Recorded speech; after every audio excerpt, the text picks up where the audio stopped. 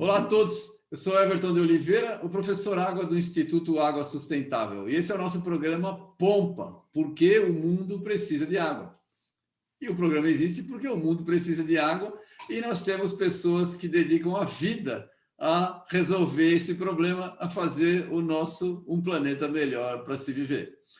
E esse programa é trazido pela Hidroplan. A Hidroplan é o nosso patrocinador. A Hidroplan é uma empresa de consultoria na área de água subterrânea e de recursos hídricos. Então, por favor, apoiem a Hidroplan, cliquem lá no site dele, porque é uma gentileza patrocinar um trabalho desse. E hoje a gente tem aqui o prazer de trazer o colega João Sérgio Cordeiro, o professor Cordeiro, mas eu chamo ele de João, né? Mas todo mundo conhece ele como professor Cordeiro. Ele tem uma carreira muito legal, trabalhou, ele foi engenheiro pela USP de São Carlos, fez mestrado e doutorado em tratamento de lodo de estação de tratamento de água, pela Poli, USP. Ele é professor aposentado da UFSCar, ou seja, estudou lá e ficou por lá mesmo, né? Tendo trabalhado com lodo, sistema de drenagem urbana e outros temas. Ele foi o diretor-presidente da ABENGE, para quem não sabe, a ABENGE é a Associação Brasileira de Ensino de Engenharia. E ele atualmente é sócio da empresa Alevante, de consultoria e ensino à distância. Muito obrigado pela presença, João. É um prazer ter você aqui com a gente. Bem-vindo. Conta a sua história. Como é que você saiu lá do curso básico? Aliás, olha só, um curso básico de cinema. Sabe que eu estudei 2 anos de cinema na faculdade, né? Fez cinema e depois se tornou especialista em água, drenagem urbana. Conta isso aí, como é que foram as suas escolhas? Bom, Everton, muito obrigado por estarmos aqui batendo esse papo, conversando um pouquinho sobre esse problema que realmente é crítico e sempre foi, desde os primórdios dos tempos, né? A questão da água, né? Sempre foi um grande problema lá do início das civilizações, né? Mas essa questão, então, de ter feito cinema... É verdade. Na realidade, eu sou de Marília, né? Marília é uma cidade nova, é uma cidade que não tem 100 anos ainda, tem 93 anos. Ela foi tornada município em 1929, tá certo? Meu pai foi para lá em 1942, algo assim. Então, Marília tinha 12 anos, tá certo? Eu nasci em 1949, então eu nasci 20 anos depois que a cidade havia sido criada. E Marília sempre foi uma cidade muito pujante em termos da questão cultural.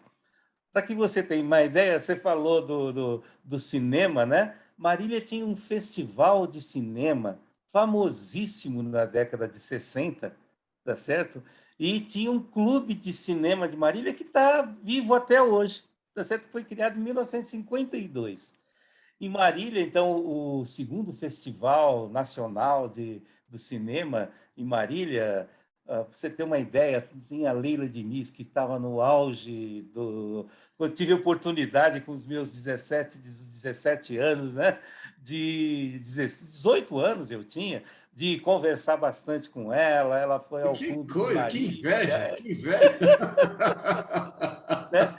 E é muito gozado isso, porque nós estamos vendo hoje, acho que essa semana está tendo o Festival de Gramado, né? Era uma cidade que tinha essas características, né? Tinha um grupo de teatro amador, e dentro do próprio científico, eu tinha uma professora de inglês, né? A Maria Helena, que ela nos incentivava. Então, nós montávamos jornal dentro da própria escola, que era uma escola estadual, Instituto Monsenhor Bicudo, né? Em que nós nos reuníamos, fazíamos peças de teatro tal, e estava nessa efervescência de questões culturais que a gente sempre estava, né? E a gente sempre estava envolvido, aí, tocando violão e fazendo uma série de coisas. Então, Marília sempre nos propiciou esse tipo de coisa, né? E é muito interessante porque a gente nem imaginava na época, eu já tinha escolhido a área de exatas, porque naquela época o científico fazia com que você escolhesse exatas, a área de Biológico. saúde, né? Inclusive o vestibular que eu fiz na É. Mapofei em 69, 70, era no dia do exame, nós tínhamos desenho, né? Você estava falando É. em desenho, a gente está falando em desenho. Esse é um grande erro que a gente praticamente teve, né? Em termos do próprio ensino, hoje que passou a ser ensino médio, de tirar o desenho para valer. Então a gente tinha aquelas perspectivas cavaleiras e não sei o quê, Legal, né? Eu e gostava. fazer, e a gente passava a ter uma visão espacial muito legal. E eu, na época, eu escolhi já a engenharia como sendo uma parte, né, do que seria a minha área profissional, né? Então, E como é que essa é você mais ou fez? E menos a aí você fez história. cinema? Você fez um curso de cinema, que você trabalhou com cinema, que você fez? Não, na realidade foi um curso nessas épocas em que tinham esses festivais, tal. O pessoal trazia e fazia uma semana de imersão, tal, mas era mais essa questão vamos colocar assim, da juventude, que você tá lendo, escrevendo, né? Coisas assim, né?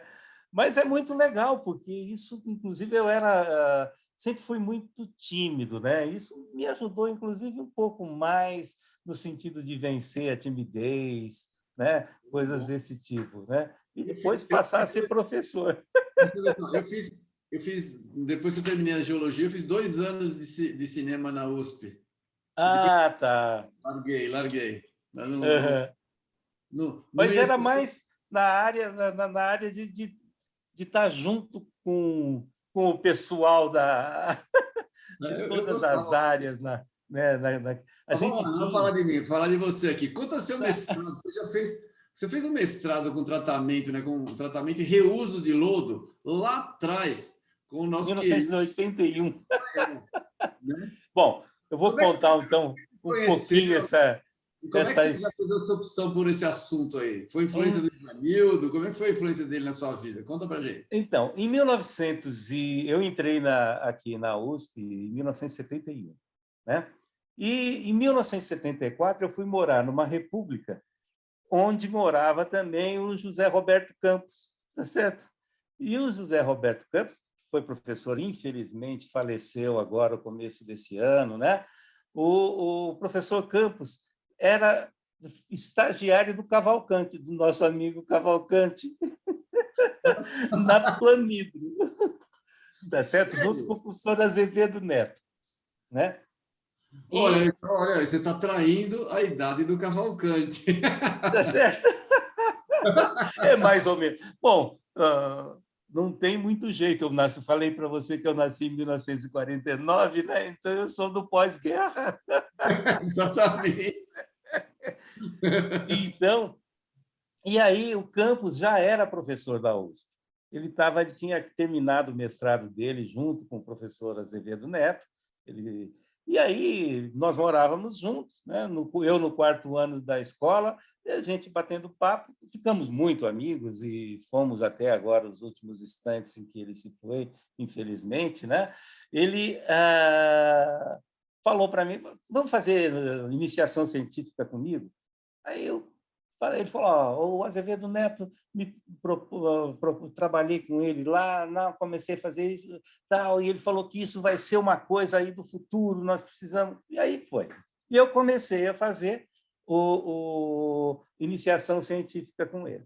Bom, logo depois eu comecei a fazer estágio com o Campos, o Eugênio Foreste e o Luiz de Bernardo, né, que eram professores ainda eles não eram doutores, tá certo? O Luiz de Bernardo, E a gente já entrevistou o Luiz de Bernardo. eu vi Legal, a legal. entrevista dele. O Luiz, eu trabalhei com ele na empresa dele e tal, depois fizemos algumas coisas juntos e somos amigos até hoje. E o Luiz e o Campos e o Eugênio, eles tinham uma empresa de Ecta Engenharia, eu lembro disso. Né? Aí eu entrei no mestrado, isso em 1900, eu terminei o curso em 75, comecei a trabalhar com estruturas, para você ter uma ideia, fazia cálculo estrutural, tal, aí saiu minha bolsa de mestrado, eu larguei tudo e falei, não, eu vou para o saneamento, que eu já tinha, inclusive, já trabalhos publicados com o campus, tal, né? Só que o campus não era doutor ainda. E o Ivanildo era meu professor aqui em São Carlos, no mestrado. Quem eram meus professores? Era o Azevedo Neto, o Ivanildo Espanhol, Samuel Murgel Branco, você tem uma ideia. Esses eram os professores do mestrado. E o mestrado estava começando aqui. Nós éramos 10, para você ter uma ideia, 10 pessoas fazendo mestrado. Hoje são centenas de pessoas aqui, né? Então, e o Ivanildo, ele estava em Berkeley, ele estava nos Estados Unidos, e ele acabou de chegar. Aí o campus conversou com ele e tal, aí nós começamos a trabalhar juntos, tá certo? E trabalhamos durante um bom tempo, né? Eu estava em 76 aqui na escola, terminei meus créditos, aí eu comecei a trabalhar com a Azevedo Neto no serviço de água daqui, tá certo? O serviço de água aqui tinha uma série de problemas, tal, e o Azevedo estava morando aqui em São Carlos. E aí ele falou, Cordeiro, eu quero que você trabalhe comigo, tal. Bom, aí eu fui trabalhar com o Azevedo Neto aqui, era um problema de tarifa de água, hidrometação, tal, não sei o quê.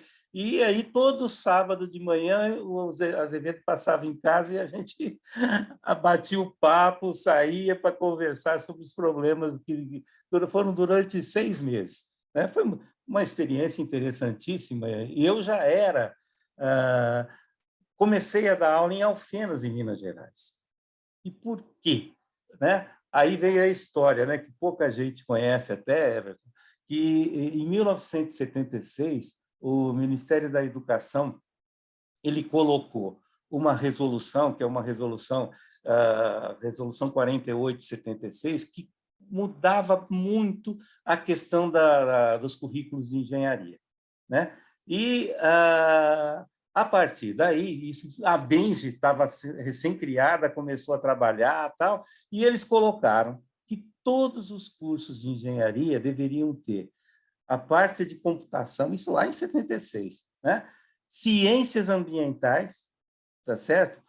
A parte de segurança do trabalho, tá? Principalmente essas questões. Então, todos os cursos de engenharia, a partir de 1977, tinham que inserir ciências ambientais no seu currículo. Aí a Benji, junto com a MEC e tal, eles fizeram um curso para preparar professores de ciências ambientais para engenharia, tá certo? Aqui em São Carlos, durante um mês, 8 horas de aula por dia. E aí sobrou uma vaga, que era o coordenador, era o professor Jurandir Povinelli, que era meu professor também. E aí eu fiz esse curso e tive a oportunidade de conhecer pessoas que iam trabalhar com ciências ambientais do Brasil inteiro, né? E aí me convidaram para ir para Alfenas e eu fui começar a dar aula nos cursos de engenharia lá de Alfenas. Então, e aí fiz esse curso, que foi um curso preparatório para professores de engenharia, independentemente da sua modalidade. E eu me entusiasmei com a parte de educação e até hoje, né, desde 77, eu estou ainda nessa área, né? Mas é mais ou menos isso. E aí eu fui professor de fenômenos de transporte, hidráulica, tal, né? E começava com essas áreas, esses cursos estavam começando. Para você ter uma ideia, nós tínhamos, acho que cerca de 60 cursos de engenharia civil no Brasil. Hoje são mais de 1.100. Você tem uma ideia, né? Então, essa é mais ou menos a história, como é que eu comecei. E acaba sendo engenheiro dirigindo Uber, né? Exatamente. Sorte que eu ainda não tive esse grande problema. Agora, vamos voltar para o lodo aí. Você trabalhou com lodo logo no começo. logo no começo. É um problemão, né, para todos os tratamentos de água. Continua, viu, Herbert? Exato. Você viu Continua. o passado, o presente, né? Presente e o futuro. Pergunta Espero ver o futuro. minha pergunta é, qual que é o futuro? Quais Tá, são exatamente. Olha, pode resolver, eu acabei fazendo o meu doutorado também aqui em São Carlos com isso e já fui, então, orientado pelo professor Campos na época, né? Mas sempre discutindo, né? Discutindo com o Azevedo. O Azevedo, de vez em quando, vinha aqui, ele já havia se mudado de volta para São Paulo, tal. A gente colocou, inclusive, o nosso laboratório de hidráulica, o nome dele, ele já havia falecido, veio a esposa, a filha, tal. Então, e é muito impressionante que eu tive possibilidade de conviver um pouco com ele, né? E ele falava, você podia ir atrás que tinha aquilo que ele estava falando. Era impressionante. E ele começou isso lá, então, como eu coloquei para você, lá na década de 70, no início da década de 70, né? E eu comecei a levantar, tanto é que nesse meu trabalho, o primeiro comitê da WWA foi em 1946, o Comitê do Lodo, olha só, para você ter uma ideia.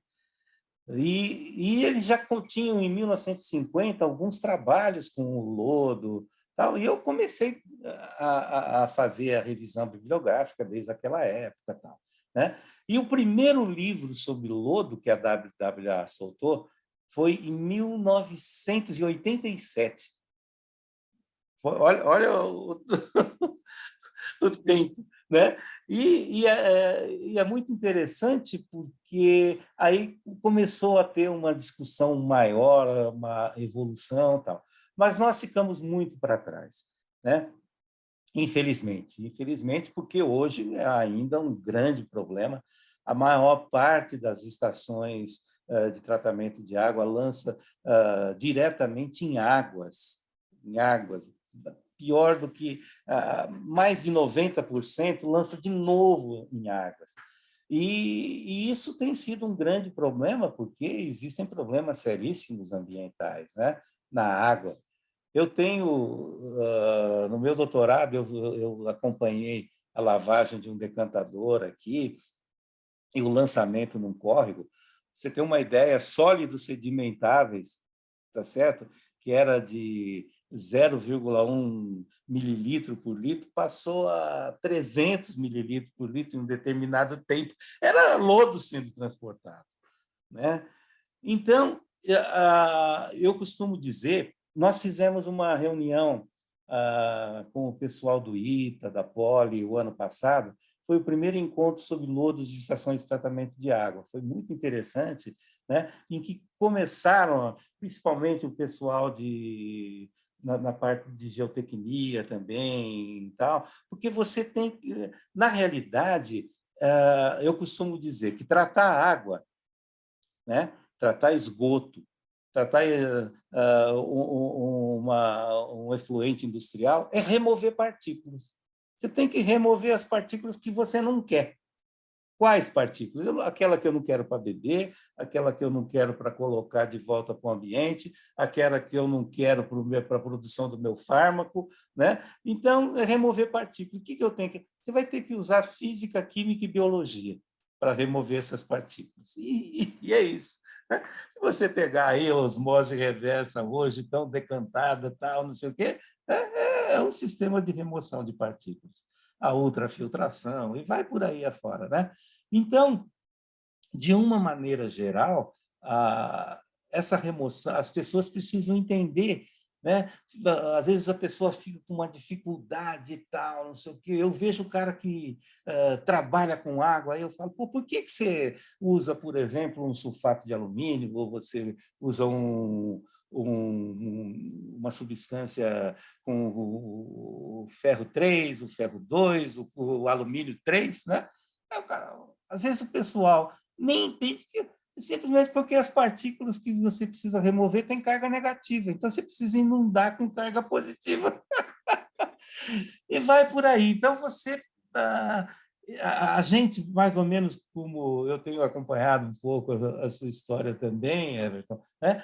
É desmistificar um pouco essa questão que isso é difícil, que não é uma questão lógica, né? Então, você tem que entender como que essas coisas ocorrem e aí quais conhecimentos, obviamente, você vai ter que ter, tá certo? Então, é mais ou menos... Então, Mas voltando, vou só falar uma pergunta, para quem não sabe, quanto de lodo forma quando trata a água, para onde vai? O que é o lodo, na verdade? Primeiro vai depender de um conjunto de fatores. Nós estamos falando em partículas, né? Então, quais partículas eu tenho na água bruta? Né? Porque você trabalha com água subterrânea, por exemplo, nós temos aí os aquíferos que praticamente eles acabam sendo um grande filtro, né? Grande E filtro, né? normalmente, né? A água superficial não, a água superficial ela está sujeita a um conjunto enorme de partículas, né? Vindo pelo escoamento superficial. Se ela está próxima a uma área agrícola, né? Então, todos esses fatores, então você tem que conhecer as partículas que estão presentes na água bruta. E aí sim você vai definir a tecnologia que você vai poder remover essas partículas, né? E aí eu tenho águas de melhor qualidade, muitas vezes você vai poder fazer uma filtração rápida ou uma filtração múltipla, e quando é mais complexo, aí você vai ter que trabalhar obviamente, com sistemas que a gente chama de sistemas completos, onde eu tenho que fazer a coagulação, a floculação, a sedimentação das partículas, a filtração, correção de pH, e vai por aí afora. Quer dizer, quanto mais partículas e quanto menor a partícula, o pessoal quase não fala no tamanho das partículas, né? E esse é um grande problema hoje. Quantos fármacos nós temos hoje colocados nos nossos mananciais, né? Então, quanto isso eu tenho partículas nanométricas e as nossas estações de tratamento de água não estão preparadas para remover esse tipo de partículas. Então, a sua pergunta vai depender do manancial, vai depender do produto químico, das concentrações do produto químico que eu vou utilizar, tudo isso acaba se transformando, então, nesse resíduo, que ele vai ou sedimentar, que são os decantadores tradicionais, ou, se ele for mais leve, a gente faz a flotação, né? Então, e aí eu removo esse material por cima. Eu acho, hoje, mais ou menos assim, chutando em termos de ar, mais de 80% são estações convencionais, tá certo? Essas estações, e cada vez mais convencionais, porque cada vez eu tenho mais partículas na água bruta. E nós estamos perdendo mananciais com muita frequência, né? Então, o lodo é decorrente justamente desse tratamento. E aí, para cada caso, nós temos que fazer um balanço de massa para saber exatamente quanto de lodo eu formo em cada época do ano e em cada estação. Tá? Hoje... E o que a gente faz com o lodo? O que faz com o lodo? Exatamente. Hoje, mais de 92% lança direto em cursos d'água ou no solo, tá certo? Provocando impactos violentíssimos. As pessoas, a gente nós temos caso aqui, já no estado de São Paulo, por exemplo, em que um rio ele serve de manancial para uma determinada cidade, o pessoal trata, lança o lodo, a jusante, e a montante, a outra cidade está captando água para tratar. Então, começa a haver já esse tipo de dicotomia nisso, e um problema seríssimo. Um problema seríssimo. Conflito. Mas quais os riscos ambientais de se dispor diretamente no solo o lodo? No solo, a gente tem alguns problemas, principalmente quando eu estou trabalhando com coagulantes à base de alumínio ou de ferro, né? O alumínio, ele até a grande questão é a solubilidade que pode acontecer e essa água se infiltrar. A parte sólida, ela é muito interessante porque ela é bastante complexa, a parte sólida. Aí nós teríamos que estar entrando com a parte de agricultura, né? É muito interessante que eu já peguei o lodo, por exemplo, colocando em areia e colocando um grão de feijão, aquilo que a gente fazia, né? E o feijão cresce, tá certo? Por quê? Vai depender muito daquilo que eu vou encontrar, às vezes, muito ferro, dependendo das partículas do manancial, eu vou ter fósforo, eu vou ter a parte de enxofre, né? Então, vai depender muito dessas características, né? O pessoal tem utilizado, principalmente no exterior, para silvicultura, tá? Mas você não poderia estar utilizando isso de uma forma sem um estudo agronômico mais profundo, né? Na água é um desastre, tá? Principalmente quando eu tenho vazões não muito elevadas do curso receptor, né? Porque o que acontece? Você chegou a ver já alguma lavagem de decantador? Já vi. Ué, você É um sabe. horror, é um É, horror. Aí você fala, como é? Eu mostro isso para os meus alunos, eu falo, você acha que você está fazendo engenharia de saneamento, fazendo isso? Estamos, nós estamos fazendo ao contrário. Quer dizer, e esse é um problema sério que a gente tem hoje, que é a própria formação, porque a questão de tratamento de água, basicamente o aluno, num curso de engenharia civil, principalmente civil, e mesmo ambiental, às vezes ele consegue olhar a parte de redes, rede de água, rede de esgoto, tal, não sei o quê, mas ele não se aprofunda em saneamento, né? E esse é um exemplo complexo para a gente em termos de formação desses novos engenheiros, né? é verdade, é verdade. O esgoto, perdão, o lodo hoje em dia é mandado para aterro sanitário, é isso? Não, se a gente pegar, o primeiro passo seria desaguar. O pessoal fala desidratar, mas não é desidratar, é desaguar. Porque você pega, por exemplo, centrífugas, tá? Ela consegue ainda, depois que o lodo, mesmo de esgoto, né? Passando por um processo de centrifugação, ele fica com 80% de água ainda, tá certo? Então, aparentemente, você vê isso daí de uma forma aparentemente uma massa, né? Mas ele tem 80% de água. Então, é um problema sério. E a lei de resíduos sólidos, isso é classificado como resíduo sólido, e a lei 12.305 caracteriza isso como um resíduo e não como um rejeito. Então, ele não poderia estar sendo lançado em aterros sanitários, tá? Então, esse é um outro grande problema. E aí, porque se eu coloco isso no aterro sanitário, o trator, a hora que ele vai tentar compactar, ele vai patinar, ele vai... É verdade, Tá certo? É é verdade. muito complexo, é muito É complexo. verdade. E eu digo que as pessoas fogem, principalmente os engenheiros, fogem das leis. Ninguém quer saber de leis. Ainda mais quando a lei vai fazer gastar um dinheiro muito alto, né? Fora. Exato, porque é complexo, né? Bom, e você trabalha também com drenagem urbana. Conta para a gente da drenagem urbana. A gente tem uma entrevista legal com a Melissa Graciosa, que ela falou bastante Aham. desse assunto aí.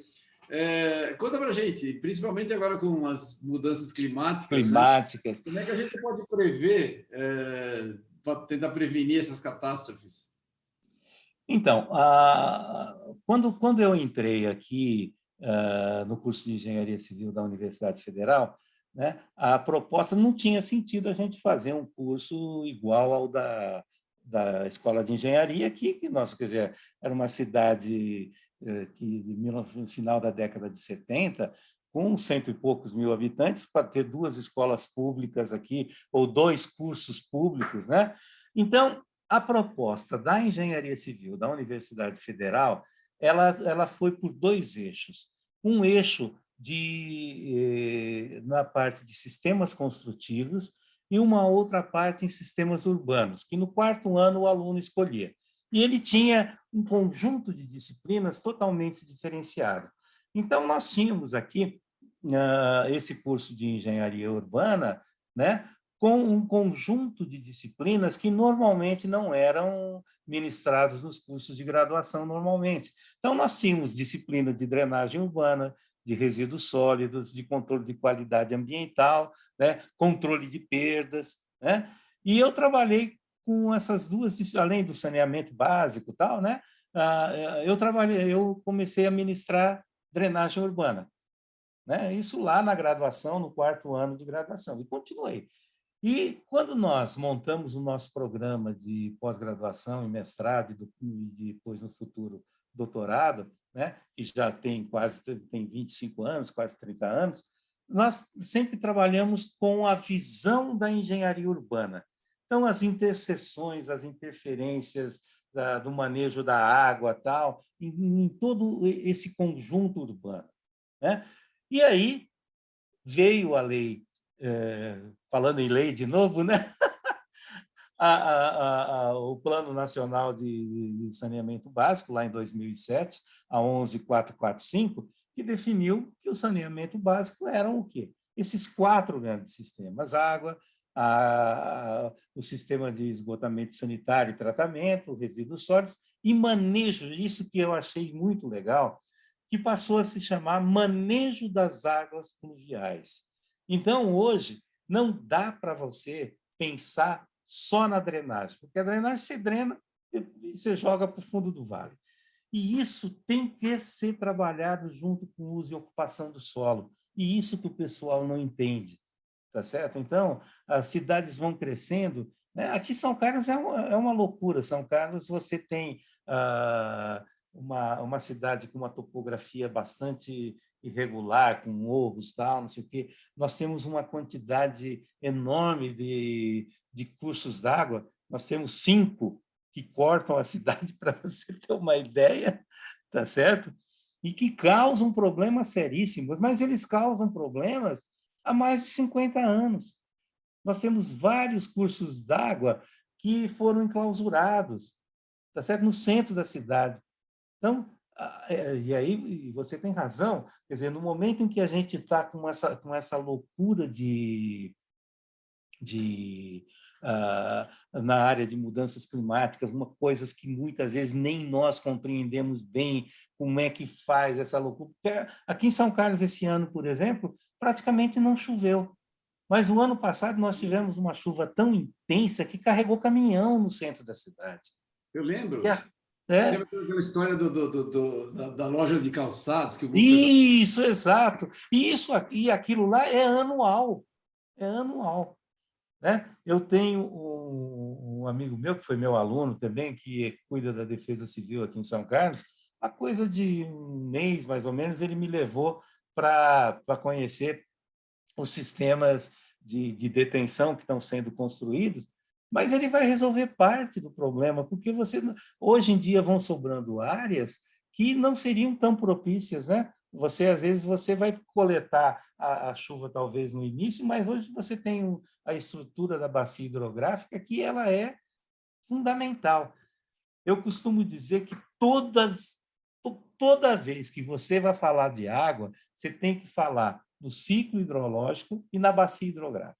Você tem que juntar as duas coisas e mostrar o que isso faz historicamente, né? E é fundamental que você entenda isso, né? A hidráulica, a hidrologia, ela é fundamental, mas não adianta só eu saber hidráulica e hidrologia, né?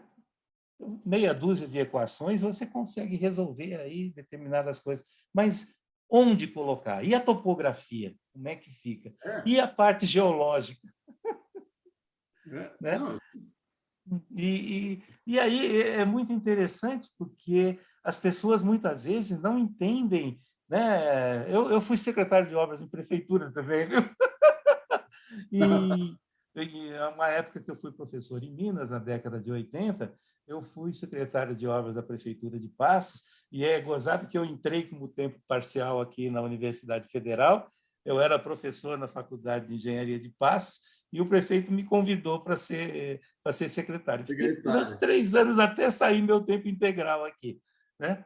E é impressionante você ver como, principalmente os políticos, né? Os políticos acham que as coisas são, você foi uma canetada, né? Que se você o papel aceita tudo, né? Mas a parte ambiental não aceita isso, né? Ela tem as leis próprias dela e você, por isso que eu falo que para mim 2 pontos fundamentais, 2 temas fundamentais são o ciclo hidrológico e a bacia hidrográfica, porque através dele você pega, por exemplo, o Rio Nilo, né? Nós aprendíamos isso do Rio Nilo, né? O que o Rio Nilo representava para as civilizações ali do Egito, né? E é muito, não sei se você sabe que a primeira cobrança de água foi feita no Rio Nilo. Não, olha só, não sabia. Existia, existia o nilômetro, que tem até hoje lá. O nilômetro, que era uma medição, né, da enchente, que existem até hoje em pontos específicos lá no Rio Nilo, e eles cobravam, né, em função da área fertilizada pela altura d'água, tá certo? E eles mediam pelo cúbito, né? E quem tinha área mais fertilizada pagava Pagava mais. mais impostos. Olha Porque que interessante, essa eu não e, sabia. e aí você vê que isso. Eu estou escrevendo, estou me metendo a escrever um livro sobre a história da engenharia, da arquitetura, porque elas, no fundo, estão todas juntas, né?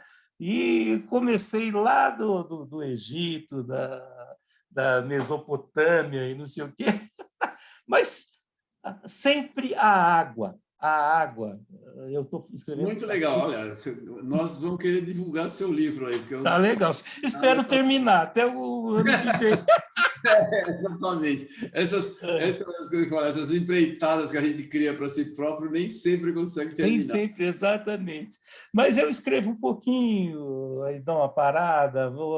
Eu estou dentro do meu tempo hoje, né? Me dando ao Bom, luxo bom. disso. Vamos falar. Você se dedicou a ensino, você está na Exato, BEM, exato.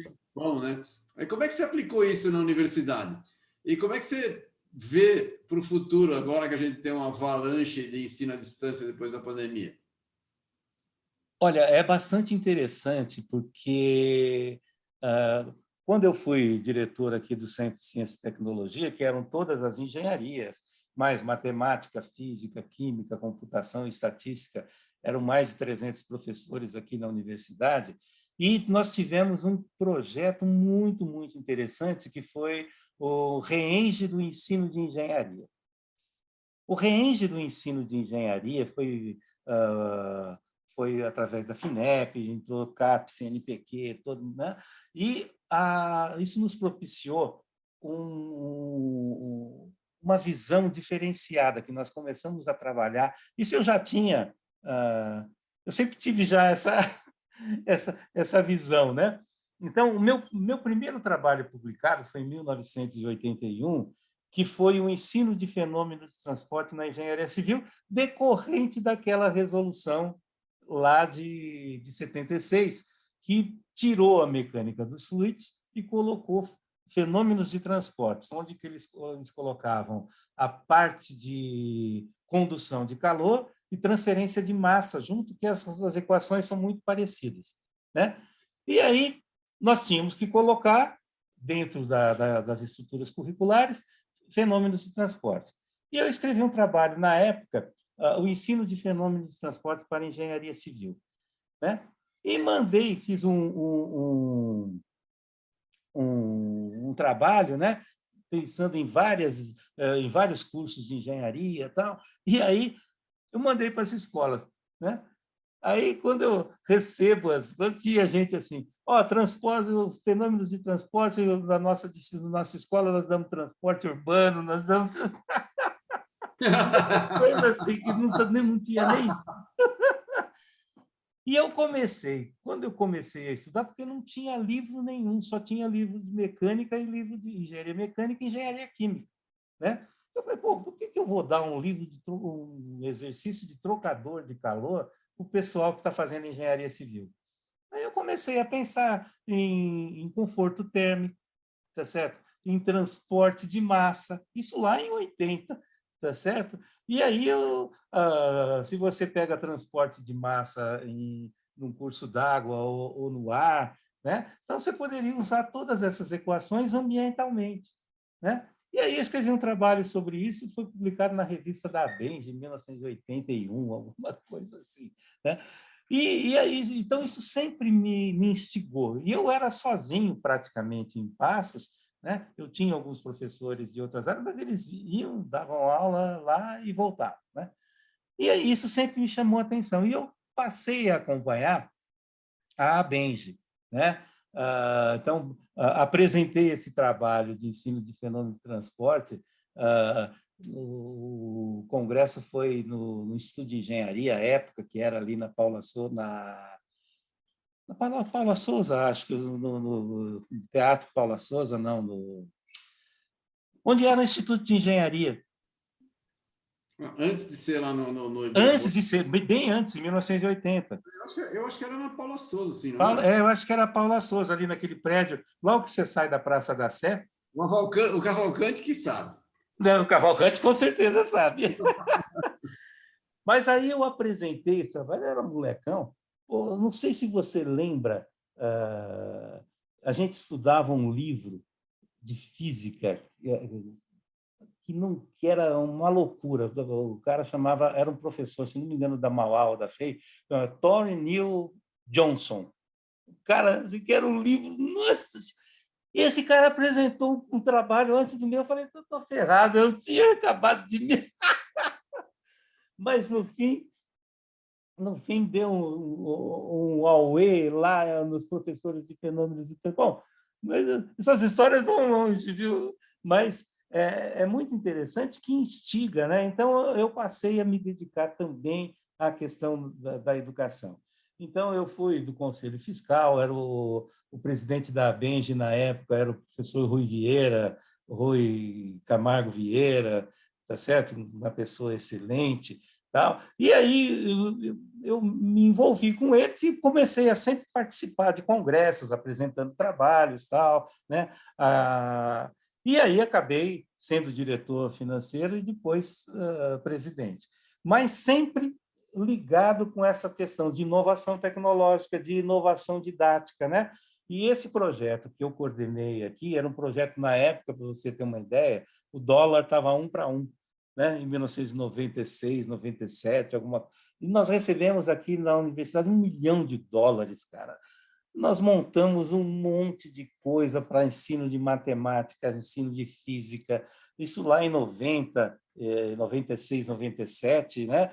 Não existia internet, a gente montava a sala de teleconferência através de parabólica. No MEC, nós pudemos comprar parabólica. Existia internet, mas não tinha velocidade para isso. Não tinha, era, exatamente. E teve um conjunto de teleconferências que foi coordenada pelo pessoal da Poli, tal, que é o engenheiro dos anos 2000. Tá certo? E nós fizemos um monte de coisa. E aí a gente começou a trabalhar com o pessoal da Universidade do Texas, que fez um trabalho excelente, que eu considero que houve uma mudança grande lá, em 8 universidades, que chamava Foundation Coalition. E eles pegaram e mudaram toda a parte de dinâmica de aula.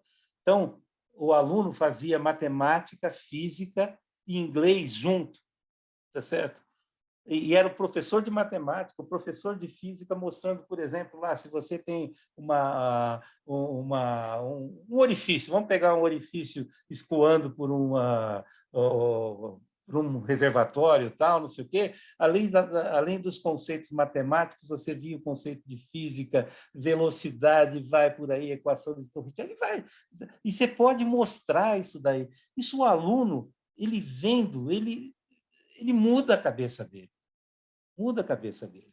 E isso foi assim um projeto grande que nós fizemos junto com eles, e aí nós tinha um professor que era engenheiro químico e professor, psicólogo, que trabalhou com estilos de aprendizagem, né? E na aula você tem que, porque você tem alunos que são mais contemplativos, outros que são mais visuais, outros que são mais auditivos, o cara mais reflexivo, e a tua aula tem que tentar passar por tudo isso. Mas o professor não muda. Esse é um dos grandes problemas. Eu dei uma palestra uma vez na Unicamp e falei, olha, o culpado de tudo isso é o professor que está fazendo a mesma coisa que nós fizemos. Ele acha assim, ó, o meu curso foi um curso excelente lá em 1960, 1970. Mas era 1960, era 1970. Então, você tinha um ensino passivo, né? O aluno senta e fica ouvindo. E você faz, né? Isso tem que mudar, mas continua, né? Outro dia, eu estava conversando com uma ex-orientada minha aqui, tal, e eles discutindo a parte curricular, tal. Eu peguei, ó, dá uma olhada nisso daqui que nós discutimos no final da década de 90. Ele falou, pô, mas é isso que nós estamos discutindo. Eu falei, exatamente, vocês estão discutindo a mesma coisa, tá certo? Então, é muito interessante isso tudo, né? Daria para a gente ficar batendo papo aqui, né, Everton? Um Tempão, é? tempão, porque o saneamento, né? Eu assisti a entrevista que você fez com o professor Plínio, né? E aí essas dificuldades do saneamento, né? De avançar. Hoje você vai, por exemplo, na Europa, o pessoal está discutindo outras coisas. Eu tive uns 2, 3 anos atrás no Porto, com um amigo meu, que é o vice-reitor da parte internacional de lá. Ele foi reitor do Instituto Superior de Engenharia de Lisboa, e ficamos amigos em função, principalmente, dessas discussões sobre ensino de engenharia, né? E, praticamente, o saneamento, ele falou, Cordeiro, a gente não tem quase mais curso de engenharia civil, porque praticamente está tudo resolvido, assim, quer dizer, você não tem grandes problemas de saneamento, você não tem grandes problemas de rodovia. Portugal, aquela retângulo lá, tem 3 rodovias paralelas que praticamente você escolhe em qual que você quer ir. O país inteiro, é verdade. Exatamente. Está certo que são outras realidades, né? 5% da população do Brasil, mas, enfim, eles estão discutindo questões da ISO 55001, né, que é uma ISO de controle do quê? De gestão de ativos, gestão da energia, a ISO 50001. Né? Nós temos uma ISO só para saneamento, que quase ninguém conhece, tem mais de 10 anos, né? A ISO 24510, 1112, né? Que são ISOs para abastecimento de água e para sistemas de esgotamento sanitário, que quase ninguém conhece no Brasil, né? Infelizmente. Você vê que coisa. É interessante mesmo pensar numa comparação com um país pequeno que já fez essas coisas. A gente tem, no Brasil, por outro lado, está tudo por fazer, né? Para quem quiser Está tudo trabalhar. por fazer, nós temos que ter gente. Exatamente. Quem Gente quiser trabalhar, preparada, né? e preparada. E E existem certas coisas, você estava... talvez valha a pena, gente, não sei como é que está nosso tempo, tá certo? Está no finzinho, lamento. A gente vai ter que terminar. Mas eu também acho, olha, se as pessoas estudarem, tem trabalho, não é isso? Tem, com certeza, Só com que tem que certeza. estudar muito, estudar dá Tem que trabalho. estudar. E também não é uma coisa de... Eu digo que hoje se discute muito visão holística, visão sistêmica. Eu falo que tem que ter uma visão losangular. O que é essa visão losangular? Primeiro você olha o todo, conheça minimamente o todo. Depois você foca onde você quer, mas você vai entender as relações que existem. E nem você pega o lodo, né? O lodo não é um material que surge sozinho. Ele surge do quê? Ele surge do manancial, do produto químico, da qualidade do produto químico. Você pega sulfato de alumínio, por exemplo, o pessoal produz, às vezes, com sucata de alumínio, com lata de refrigerante, lata de cerveja e tal, e às vezes a tinta tem chumbo. É MPPB.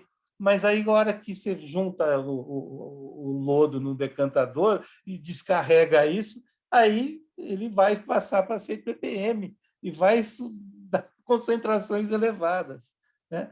E assim vai cádmio, vai zinco, vai, né?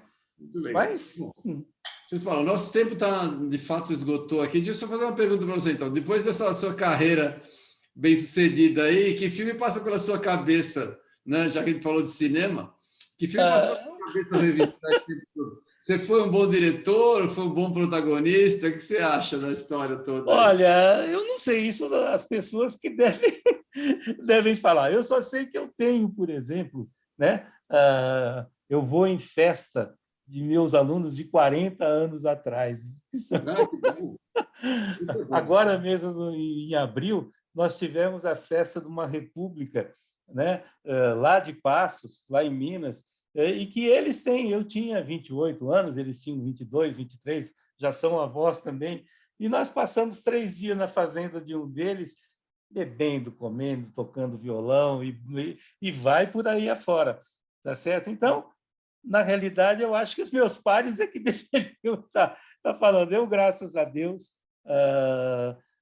tenho recebido assim de pessoas que continuam sendo amigas, sendo então É o que é importa o que para. leva da vida, né? É o que você leva da vida.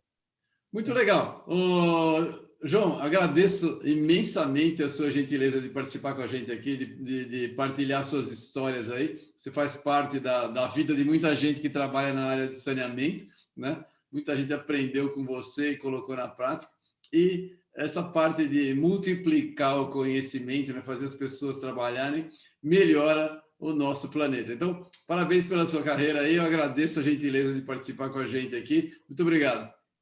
Eu é que agradeço essa oportunidade. Eu falei lá no início, né, que eu era muito tímido, tal, não sei o quê, mas eu quando começo a falar, eu eu me entusiasmo, tá certo? Até hoje eu me entusiasmo. Então, eu acho que uma das carreiras assim que faz você crescer e essa oportunidade de você tá preparando gente, né? Eu tenho ex-alunos com carreiras belíssimas, tal. Então, isso que faz com que a gente se mantenha vivo, né? E nesse caso, eu adoro estar em sala de aula, tá certo? Principalmente ao vivo, tá certo? Mas mesmo assim eu já estou me acostumando, tá certo? Tá Mas bom. legal, eu agradeço muito, fico à disposição, tá certo? E muito obrigado por ter me convidado para a Isso, gente eu que conversar um agradeço. pouquinho. Obrigado. E a gente vai distribuir sua entrevista aí para o pessoal conhecer o teu trabalho. Muito obrigado, João. Foi um Eu é que prazer. agradeço, um grande abraço. Tchau. Tchau, Só tchau. para.